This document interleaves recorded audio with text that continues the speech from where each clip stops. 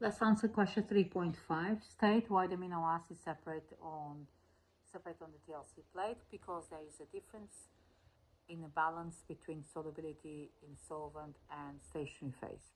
Okay, so then you have your TLC plate here.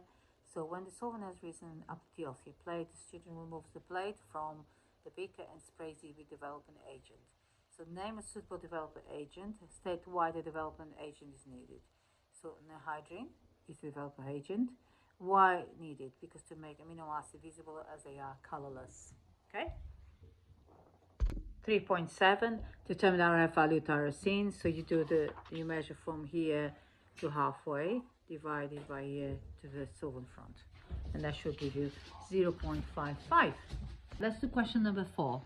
It's a long question. A student given 2 aqueous solution L and M that both contain iron salts.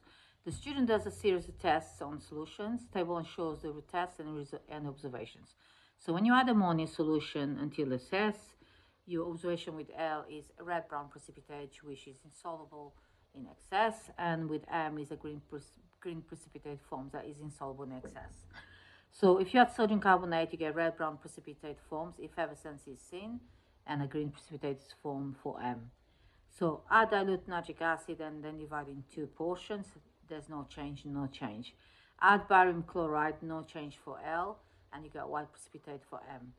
Add silver nitrate, a white precipitate forms for L, and no change seen for M. Okay, so first of all, let's answer this question. Identify L and M using the results table 1. And your answer should identify all precipitates, explain why effervescence is seen in the reaction of sodium carbonate with L but not M, give ionic equation for all reactions. So observation with L, excess ammonium solution, you get this precipitate FeOH3H2O3, which is a brown precipitate, which is insoluble with excess NH3 solution. Ionic equation for this, I put Fe3+, so Fe with 6 waters, 3+, plus 3 ammonias, gives you Fe with 3 waters and 3 OHs plus 3 NH4. Red-brown precipitate is formed. Right, okay, reaction with sodium carbonate, you see a red-brown precipitate and you see effervescence.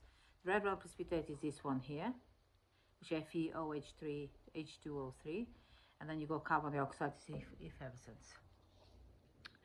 So this is ionic equation. You got Fe with 6 water, C++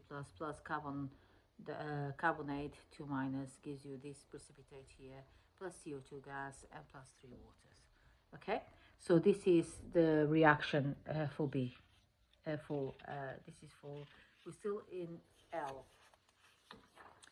Right, addition silver nitrate solution, you see a white precipitate, which is AgCl. So AgCl plus Cl minus gives AgCl. So L is FeCl3. So this is all for L, for now what L is. Observations with M, with excess ammonia, you see this precipitate here, which is a green precipitate. Then you have the ionic equation here, which is Fe with 6 waters, 2 plus 2 ammonias, give you Fe with 4 waters, O2, 2 plus 2 NH4 ions. And that's a green precipitate. Reaction sodium carbonate, you see, you add the ionic equation here, all right? Which you have sodium carbonate here, you get FeCO3, which is green precipitate forms. Then reaction with barium chloride, you got Ba2 plus SO4 2 minus gives you BaSO4, which is your white precipitate. So M is FeSO4. So reason why Fe3 plus produces CO2 and Fe2 plus does not, because Fe3 plus in L is more acidic than Fe2 plus in M. So Fe3 plus is smaller ion than Fe2 plus, therefore more polarizing, therefore making Fe3 plus ion a better proton donor. Okay, that's how you answer 6-mark question.